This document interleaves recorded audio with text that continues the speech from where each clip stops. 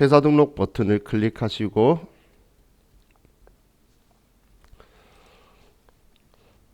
자, 그럼 회사 등록에서 자, 이제 코드하고 지금 이제 우리 회사를 등록하는 거예요. 자, 그럼 코드 번호를 1111이라고 쓰라고 하는데 자, 여러분들 키보드에 보시면 그 우측에 숫자로 되어 있는 곳 있죠. 그리고 엔터 키 플러스 키 그리고 0 키가 크죠. 이제 숫자를 그쪽에서 쓰셔야 돼요. 자, 점점 가면 갈수록 여러분들이 왜 오른쪽을 숫자 키를 써라고 하는지를 아시게 될 거고 우리가 일을 하실 때는 나중에 오른손으로 다 입력을 하고 왼손은 영수증 만질 거예요. 실무에 갔을 때. 그래서 우리 그 쿼티 자판 위쪽에 있는 숫자를 쓰시면은 여러분들이 자연스럽게 쓰지를 못하시기 때문에 오른쪽 숫자 키를 쓰는 걸 좀 주로 해주시면 좋겠어요. 자, 그럼 코드 번호는 여기에서 숫자 1111 하라고 했으니까 1 4개 쓰고 자, 그리고 주식회사 다음전자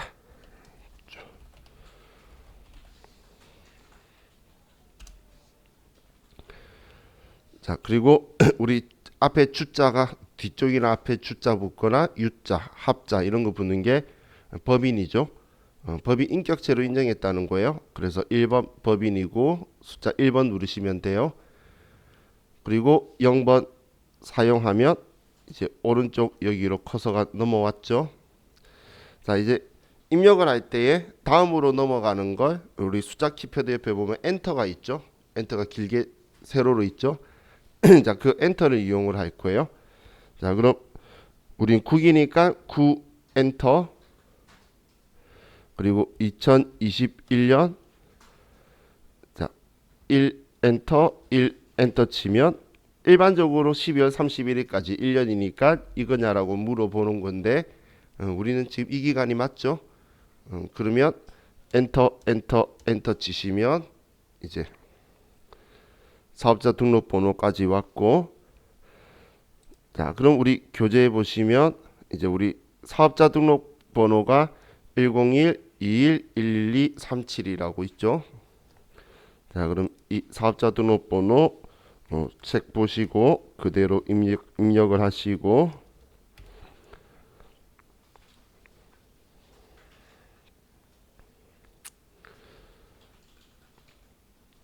자, 법인 등록번호도 우리 중간 동그라미 4번에 법인 등록번호가 있죠. 자, 그럼 법인 등록번호도 입력을 하시고 자, 대표자는 우리 책에 보시면 전우경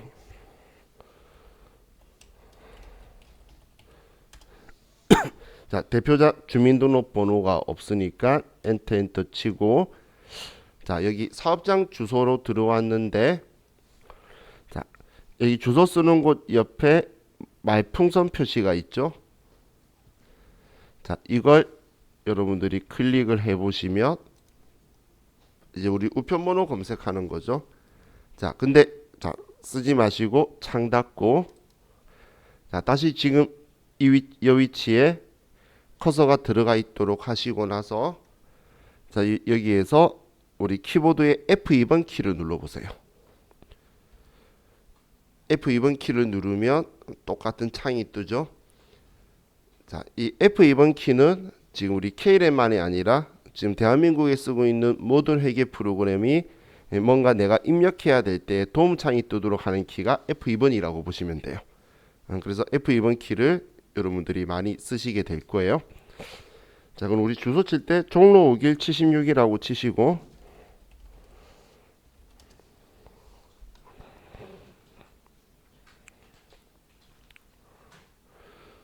그리고 선택하고 자, 우리 교재의 본점 소재지 상동 위와 같다라고 했으니까 뭐 똑같으니까 엔터 엔터 치고 넘어가시고 자, 업태는 제조죠. 그럼 제조 종목은 전자부품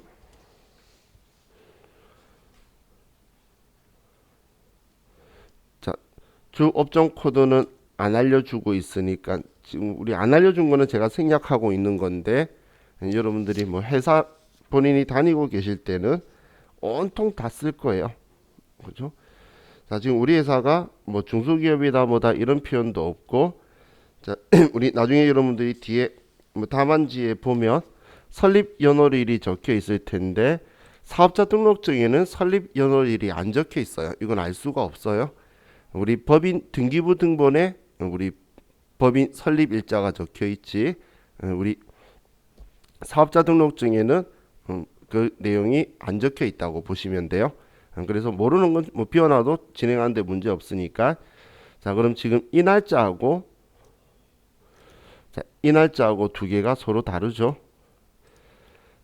자, 지금 우리 개업이라고 일상생활에서도 이야기를 하는데, 개업이라는 말은 업무를 개시한 날짜를 개업이라고 하는 거예요. 그럼 업무를 개시한 거는 5월 1일인데 아래 종로세무서장에 적혀 있는 5월 15일 이 날짜는 사업자 등록증을 신청한 날이에요. 이 날짜는. 그래서 업무를 개시한 날하고 사업자 등록증 신청한 날하고는 뭐 일치 안 할 수도 있겠죠. 그럼 나중에 세법에 맞춰서 20일 이내만 하면 돼요. 그렇기 때문에 우리는 이 날짜가 개업일이 아니고 여기 개업 연월일 있는 2013년 5월 1일자를 쓸게요.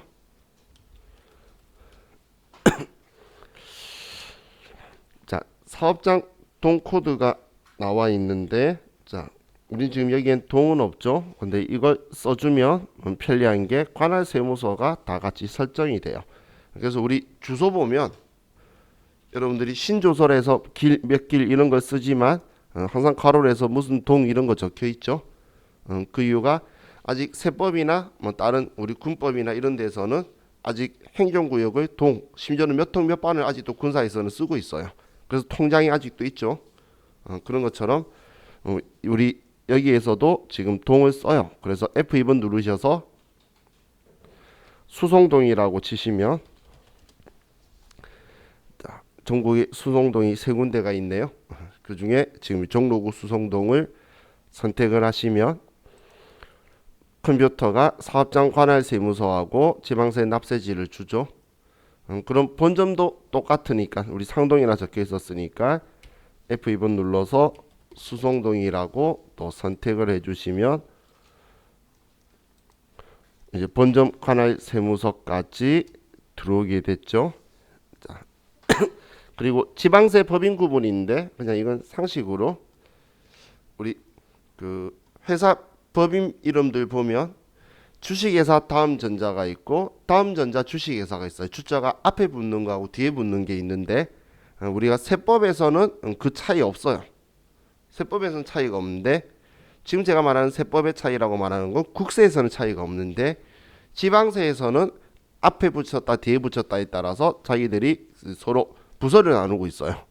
그래서 구분해서 보기 때문에 지방세 법인 구분에 우리 F2번 누르시면, 자, 우리는 앞에 주식회사가 붙어 있죠. 그래서 주식회사 땡땡 이걸 선택하시는 거예요. 우리 앞에 주자 붙어 있으니까 주식회사 땡땡 이렇게 하면 이제 작성이 끝났어요. 자, 우리 추가사항도 한번 눌러볼게요. 추가사항에서는 나중에 여러분들이 우리 회사가 저같이 부가가치세 공부하면 이 말이 어떤 말인지 다 이해 가실 거예요. 그리고 우리 회사가 전자세금 계산서를 주고받으려고 하면 우리 회사도 이메일 주소가 있고 상대방도 있어야 돼요. 그래야지 이메일로 전자세금 계산서를 주고받기 때문에 그러려면은 여기에 이메일 주소가 들어가야 전자세금 계산서 주고받고 그렇게 할 수 있다고 보시면 돼요. 그리고 프로그램은 당연히 홈택스하고 연동을 해서 쓸 거예요. 우리 실무에 가면. 그렇기 때문에 그거에 대한 정보도 여기에 쓰는 거다라고만 생각하시면 돼요. 그럼 제가 여기에 들어온 이유는 혹시 나중에 우리 시험 때 정말 우리 회사 정보가 변경된 시험이 나오는데 그때 이메일 주소 등록하라고 하면 여기 들어와야 된다고 기억하시라고 제가 여기를 보여드리는 거예요. 자, 그럼 이제 회사 등록이 끝났으니까 자, 창을 닫고 이제 창 닫을 거예요. 오른쪽 위에 보시면 이제 나가는 버튼이 있죠. 자, 그럼 우리 이 메뉴에서 자, 종목을 전산 회계 1급으로 선택하시고 종목을 먼저 자, 뭐 종목을 세무 1급 선택되어 있는 상태로 들어갔다고 해서 뭐 메뉴가 없는 건 아니에요. 급수에 따라서 메뉴 오픈을 얼마나 더 해주냐의 차이밖에 없어요. 자, 그럼 전산회계 1급 있는 데서 이제 이 회사 코드에 옆에 말풍선 눌러보시거나 F2번 누르시면 이제 방금 우리가 등록했던 회사 11111이 있죠. 자, 그럼 이걸 확인 버튼 누르시면은 이제 메뉴로 진입이 될 거예요. 자, 지금 이 메뉴는 우리가 회계 1급 시험을 보기 위해서 사용할 메뉴고 위에 탭이 한 개가 더 있어요. 회계관리와 부가가치. 그래서 이 두 탭으로 구성이 되어 있는 게 회계 1급 메뉴고 뭐 세무 2급 같은 경우는 부가가치 신고의 메뉴가 좀 더 있고 원천징수 탭이라는 게 늘어나는 거고 뭐 세무 1급 하면 우리 세무조 법인세 조정이라는 탭이 하나 더 늘어나는 그런 거의 차이밖에 없다고 보시면 돼요. 자, 그럼 여기에서 자, 메뉴를 간단하게 설명드리면 자, 전표 입력이라고 있는 곳은 우리가 나중에 이제 회계상의 거래가 발생하면 입력하는 곳이에요. 그럼 부가가치세 신고하고 관련 있는 곳, 없는 것, 그걸 구분을 해서 쓰도록 메뉴가 나눠져 있는 거고, 자, 이 기초정보관리는 우리 시험에서 점수를 6점을 가지고 있어요. 회계 1급을. 세무 2급은 이제 이런 건 기초라고 안 시키는데 전산회계 1급은 여기 기초정보관리에서 6점을 가지고 있는데, 자, 여기에서 회사 등록 버튼을 한번 눌러보세요. 회사 등록 버튼 누르니까 방금 우리가 첫 메뉴에서 눌렀던 회사 등록 메뉴가 나오게 되죠. 그죠? 그럼 그 메뉴하고 같은 메뉴예요. 같은 메뉴인데 시험에서 이 회사 등록 메뉴를 들어가는 경우는 어떤 경우냐면 우리 회사의 정보가 바뀌었다고 했을 때 대표자가 변경되었거나 아니면 우리 그 업태 종목이 변경이 되었거나 추가되거나 혹은 우리 사업장 소재지가 변경되었다라고 문제가 나오게 되면 그때 여기에 들어오게 될 거예요. 그럼 다른 건 못하시는 분이 다 없는데 실수할 수 있는 게 사업장 소재지가 변경된 거예요. 자, 우리 지금 이 사업자 등록증을 봐도 우리 주소지가 종로구니까 우리 관할세무서가 종로세무서죠. 지금 여러분들이 살고 계신 구 이름을 생각을 해서 뭐 마포면 마포구면 마포세무서 하면 들어본 적 있을 거예요. 구로면 구로세무서, 그죠? 종로면 종로세무서, 은평이면 은평세무서. 그런 것처럼 그 지역에 따라서 우리는 그 구가 선택이 될 거기 때문에 그 관할세무서가 선택이 되기 때문에 여기에서 우리가 주소지가 바뀌게 되면 이 관할세무서가 바뀌게 돼요. 그럼 여기 아래에 사업장 관할세무서를 바꿔야 되는데 이 실수를 하시는 분들이 꽤 많아요. 그래서 이 회사 등록 문제 나왔을 때는 주소지가 변경되었을 때 사업장 주소지 바뀌었을 때 관할세무서도 같이 바꿔줘야 된다는 거 외에는 여러분들이 실수할 게 잘 없어요. 우리가 종로에 있다가 강남으로 오게 되면 강남세무서로 바뀌어요. 근데 여기서 내가 강남으로 했다고 해서 얘가 자동으로 안 바뀌거든. 그래서 여러분들이 여기를 뭐 강남으로 바뀌었으면 강남세무서라고 변경을 해주셔야 된다는 이야기예요. 그것만 여러분들이 주의하시면 뭐 큰 문제가 없어요. 자, 그럼 이 아래 있는 메뉴는 저와 같이 오늘 만질 거고, 환경 등록은 우리가 이 프로그램을 사용할 때 편리하게 쓰려고 자주 쓰는 메뉴나 이런 것들을 활성화시키고 비활성화시키는 것이 이제 환경 등록이고, 자, 우리 장부 관리라고 적혀 있는 건 우리가 여기에 전표를 입력하거나 아니면 전년도에서 넘어온 모든 자료들이 이 장부 속에 자동으로 우린 전산이니까 다 들어가 있어요. 그럼 우리 그 회계 1급에서는 장부 조회에 관련된 문제가 3문제가 나와요. 한 문제당 3점씩. 그럼 9점을 가지고 있으니까 작은 점수는 아니죠. 근데 장부 조회가 다들 하나같이 이야기하는 게 답을 못 찾진 않아요. 다 입력된 거니까 어디든 열어보면 언젠가는 찾겠죠. 중요한 건 시험 시간 안에 찾아야 된다는 게 문제인 거지. 언젠가는 찾아요. 그래서 나중에 저와 같이 이제 조금 익숙해진 이후에 보면 이제 내가 잘 아는 메뉴도 생기고 이제 모르는 메뉴는 제가 어떨 때 저는 여기에 어디에 들어간다. 같은 정보가 여기에도 있고 그리고 여기에도 있고 뭐 여러 군데에 같이 다 들어가 있어요. 그럼 어떻게 들어간다라고 제가 설명을 드릴 거예요. 자, 그리고 결산 재무제표는 이제 우리가 결산이라는 이제 마지막 올해 회계 기간을 마무리하는 걸 자고 공부를 해서 쓸 거고, 자, 이 재무상태표 손익계산서 그리고 제조원가 명세서는 제조업에서 원가 통제하는 거고, 이익영업 처분계산서는 우리 주석 이야기하면서 장부라고 말했던 거죠. 그리고 현금 흐름표, 자본 변동표 이런 것들이 재무제표가 우리가 따로 손을 대는 게 아니고 여기에 입력한 걸 가지고 컴퓨터가 장부와 재무제표를 만들어 줄 거예요. 우리는 전산이기 때문에. 그럼 여기에 입력하는 게 매우 중요하죠. 우리가 입력하는 걸 지금 이 재무제표와 장부가 완벽하게 인지하고 만들어지도록 모든 정보를 줘야 되는 게 우리가 여기 입력할 때 해야 될 일이에요. 컴퓨터가 알아볼 수 있게. 우리가 대출을 받아도 내년에 갚아야 된다, 내년에 안 갚아도 된다까지 정보를 줘야 컴퓨터가 알아서 전부 다 정리를 해줄 거라는 거예요. 그래서 우리가 그런 작업을 공부를 나중에 많이 할 거예요. 자, 그럼 지금 이 재무제표는 올해 거고 단기 거고, 그 아래쪽에 왼쪽 아래에 보시면 정기분 재무제표라고 적혀 있는 건 이제 올해 이전 거예요.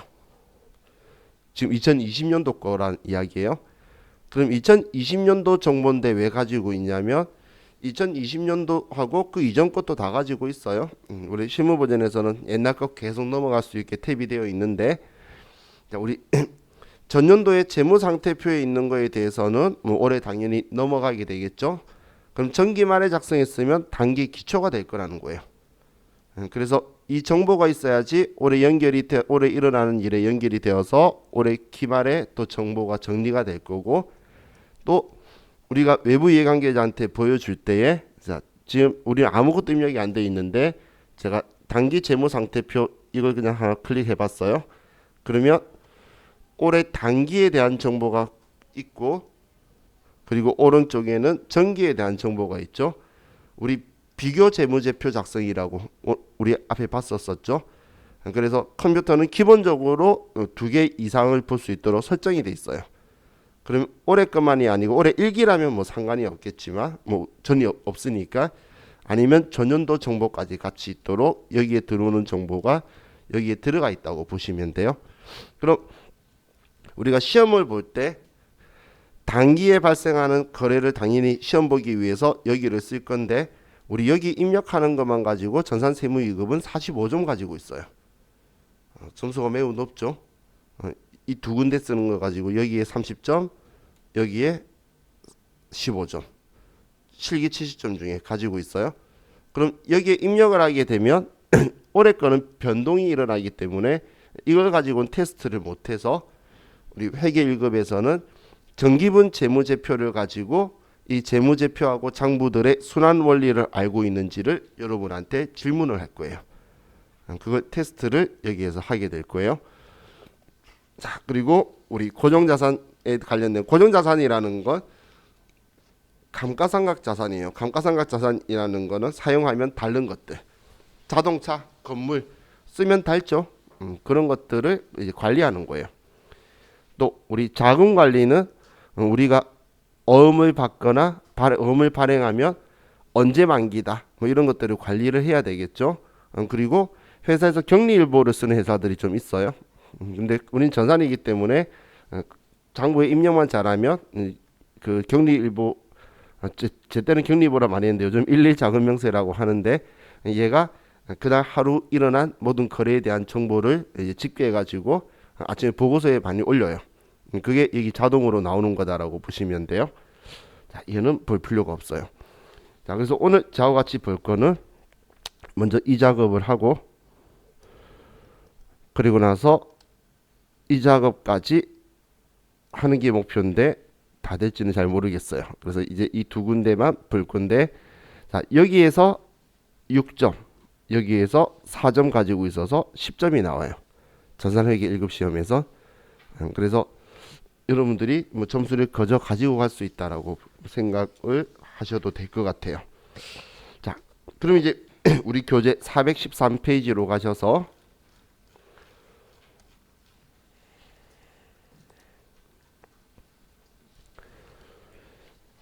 이제 거래처 등록을 할 거예요. 거래처 등록. 이제 거래처 등록을 하는 거는 우리가 뭐 거래를 하면서 어디에 외상으로 팔 수도 있고 뭐 외상으로 살 수도 있고 이런 거래를 하는데, 그런데 외상으로 우리가 주고받았을 때에 어느 회사의 외상으로 주고받았다 이런 것들을 써야 되겠죠. 그걸 그냥 일일이 거래 있을 때마다 쓰는 게 아니고 여러분들 회사에서 뭐 세무계약서 발행해 주세요 그러면 사업자 등록증 주세요라고 표현하죠. 그러면 그때 그 등록증을 보고 회사를 등록을 해 두는 거예요. 거래처에. 그래서 그 거래처를 불러오는 방식으로 해서 사용을 할 거예요. 그럼 물건을 사고 파는 거래처가 있고, 그리고 우리는 은행도 은행별로 얼마 잔액이 있다라고 정리를 해야 되겠죠. 그리고 카드사도 우리 법인카드인 경우에는 이렇게 카드 번호가 있는 거고, 우리 법인카드로 회식하고 할 때 잘 쓰죠. 그리고 거꾸로 우리 회사가 카드 단말기가 있고 매출을 할 수가 있다는 거예요. 물건 팔고 카드로 결제받으면 카드사에서 돈 들어올 거죠. 그럼 어느 카드사에 돈 들어올 거다? 아니면 어느 카드사에서 나중에 카드 값 나가야 될 때 얼마 나갈 거다, 이런 정리를 다 장부에 해줘야 되기 때문에 이 거래처들도 전부 다 등록을 해둔다라고 보시면 돼요. 그래서 법인카드가 뭐 한 은행만 쓰지는 않겠죠. 한 카드만. 그럼 여러 종류가 있으면 카드 사용별로 정리를 해야 우리가 돈이 얼마 나갈지도 다 여러분들이 정리하고 같이 맞아지게 될 거라는 거예요. 자, 그럼 이제 얘네들을 입력하는 곳이 이제 우리 컴퓨터에 거래처 등록이라고 적혀 있는 여기에요. 거래처 등록. 자, 우리 이 프로그램은 더블 클릭하는 것은 별로 없어요. 그냥 원 클릭만 하시면 돼요. 그럼 거래처 등록으로 가서, 자, 일반 거래처, 금융기관, 신용카드로 해서 이렇게 탭이 3개로 위에 나눠져 있어요. 위에 탭이.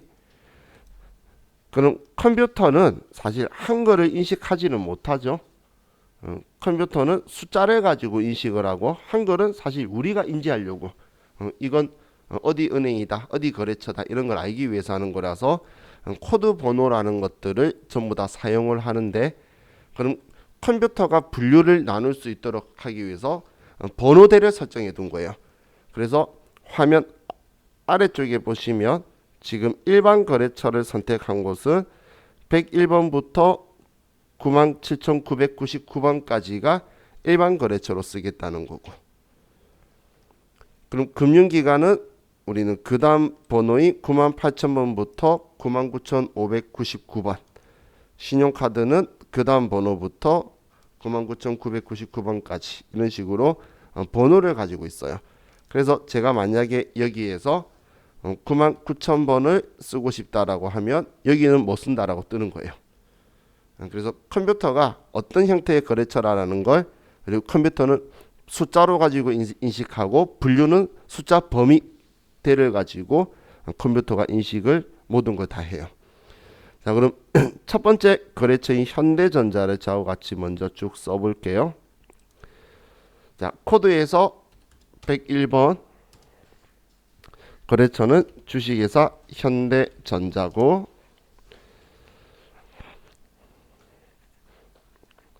자, 유형이 매출, 매입, 동시 이렇게 세 가지가 있는데, 이걸 선택하는 거는 매출은 물건 팔 때만 거래처 뜨도록 하는 거예요.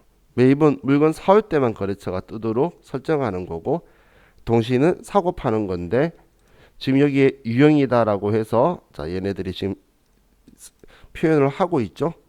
그래서 매출처다라고 적혀 있으니까 1번 매출이라고 하고, 다음 사업자 등록번호, 대표자는 송강호고,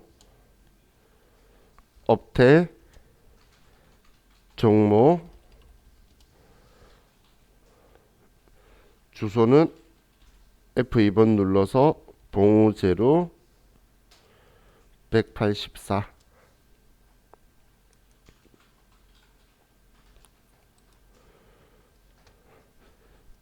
이렇게 쓰면 지금 상세 입력 안함 체크가 되어 있기 때문에 뭐 아래쪽이 안 넘어가고 그냥 자동으로 왼쪽으로 넘어왔을 거예요.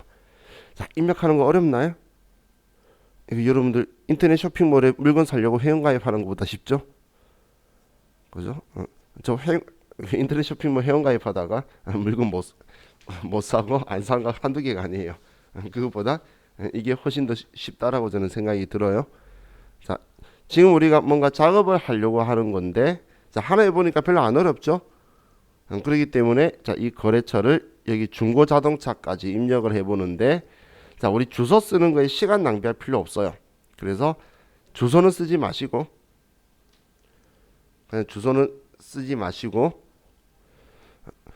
그냥 나머지만 입력하셔도 아무 문제가 없는데, 자, 입력하실 때 주의할 점이 코드 번호를 조심하셔야 돼요.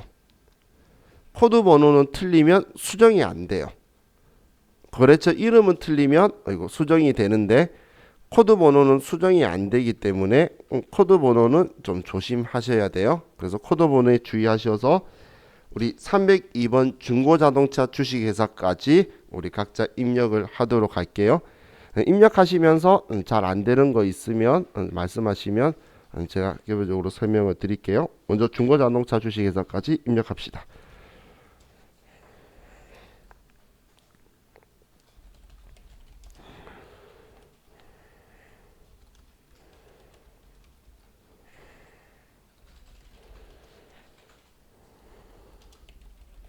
주소는 생략하시고 그냥 쓰는 거예요.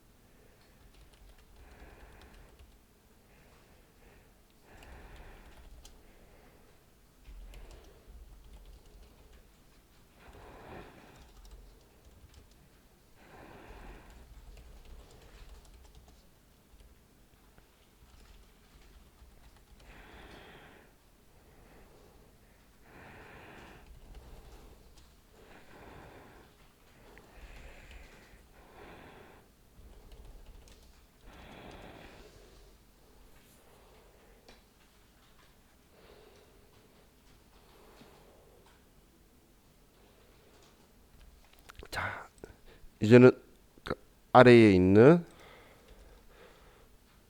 우리 금융기관에 우리은행, 국민은행, 농협에 대해서 입력을 할게요. 자, 그럼 금융기관을 클릭하시고, 자, 코드 번호 98,000번 98000, 거래처는 우리은행이고, 자, 이번에 보통예금이죠. 그럼 1번 보통예금. 자, 계좌번호 쓰실 때에 뭐 카드번호도 뭐든 이제 우리 습관은 이렇게 하이픈을 끊는 습관을 드릴게요. 아시겠죠? 자, 그리고 계좌개설은행은 F2번 누르셔서 우리은행이라고 하면 우리은행이 되고, 뭐 지점은 모르니까 그래서 이런 예금 종류도 보통 예금이다 이렇게만 써주면 지금 제시해준 이 작은 정보 가지고는 쓸 수 있는 게 전부 다 입력한 거예요. 지금 제가 쓴 거는 코드 번호, 우리은행, 계좌번호, 그리고 은행 선택하고 보통 예금이다 이것만 써준 거예요. 자, 다음 98001번 국민은행, 2번 당좌예금, 계좌번호, 자, 은행은 F2번 눌러서 국민은행이고, 예금 종류는 당좌예금이고,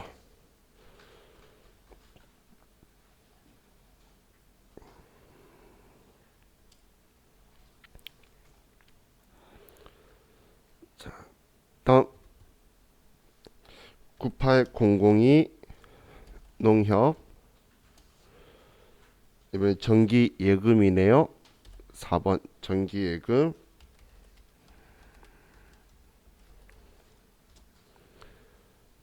계좌개설은행은 농협은행,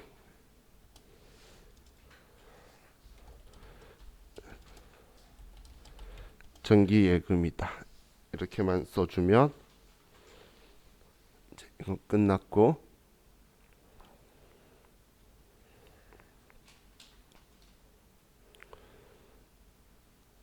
자, 시험에 나오면 좋겠죠. 우리 거래처 등록 나올 거예요 실제로. 자, 다음 이제 신용카드로 갑시다.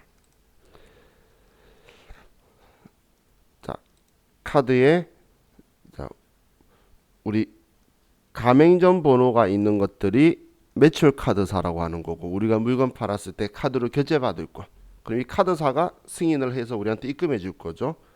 그리고 매입 카드 거래처라고 하는 게 우리 법인 카드라고 하면서 우리가 쓰는 것들, 그게 카드고, 우리는 법인 카드를 국세청에 등록한 법인 카드를 사업용 카드라고 표현하는 거예요. 사업용 카드.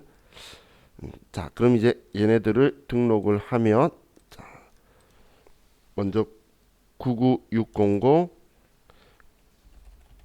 우리 카드, 첫 번째 1번 매출이면 가맹점 번호를 쓰고, 자, 뭐 다른 정보는 없죠. 그럼 그냥 카드사 코드만 우리 카드다.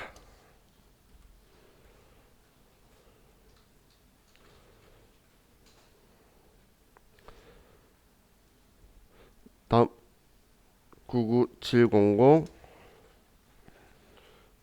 국민카드, 매출 카드사고 372-98621,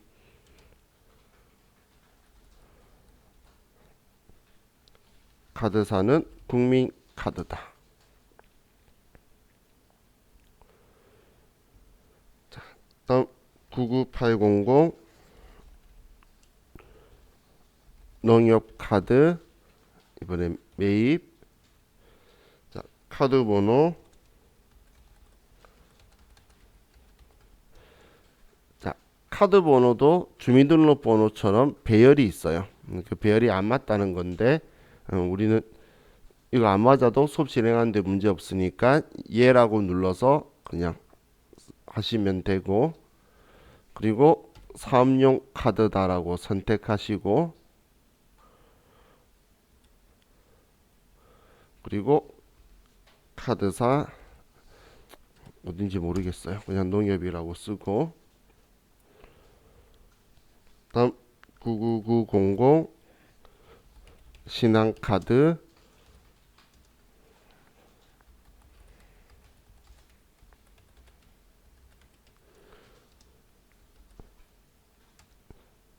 사업용 카드다.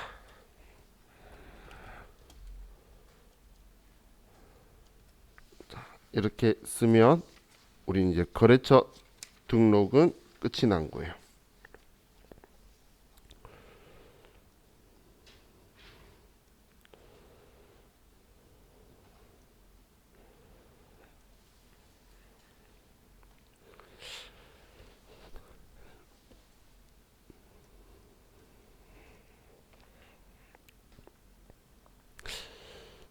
자, 여기까지 되셨죠?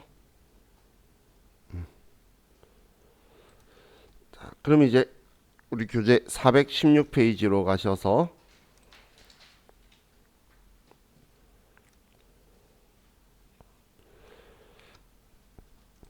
자, 이번엔 우리 컴퓨터에 이제 계정 과목 및 적요 등록이라는 이제 메뉴로 들어가서 보도록 할게요. 계정 과목 및 적요 등록.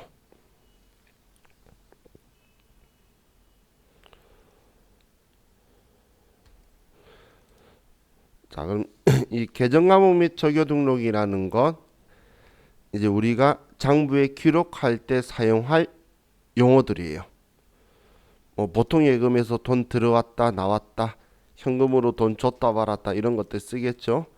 그런 글자들인데, 자, 이 글자는 우리가 인지를 하는 거고, 컴퓨터는 번호를 가지고 인지를 할 거예요.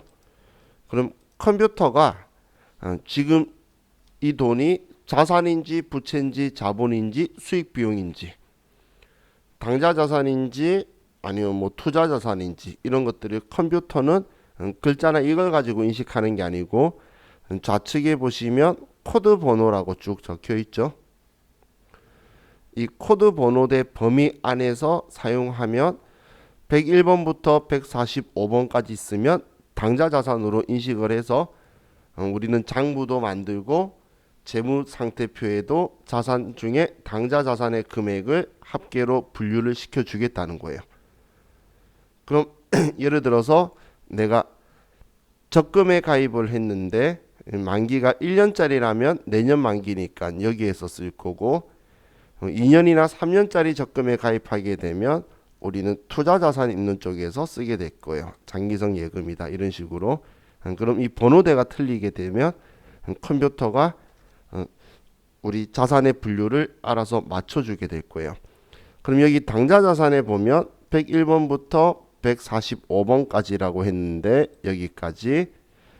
그럼 검정색 계정 과목들이 있고 빨간색 계정 과목들이 있죠. 우리 빨간색 계정 과목은 가급적이면 수정하지 말라는 거예요. 가급적이면. 그래서 자 보시면 검정색 계정 과목을 제가 클릭했을 때는 우측에서 수정할 수 있도록 커서가 들어가는데, 빨간색 계정 과목을 선택했을 때는 우측에 커서가 막혀 있죠. 그래서 가급적이면 수정하지 말라. 우리는 관습적으로 이 계정 과목과 이 번호대를 그대로 쓴다 이런 거예요. 자, 그럼 우리는 유동성 배열의 원칙이기 때문에 코드 번호도 유동성 순서대로 되어 있기 때문에 먼저 자산을 표현하면서 이 위쪽이 유동성이 빠른 거예요. 그래서 당좌 자산, 재고 자산, 투자 자산, 유형 자산, 무형 자산, 기타 비용 자산. 그리고 부채도 유동 부채, 비유동 부채. 자본 5분류 어제 제가 썼던 것도 여기 순서대로 있죠.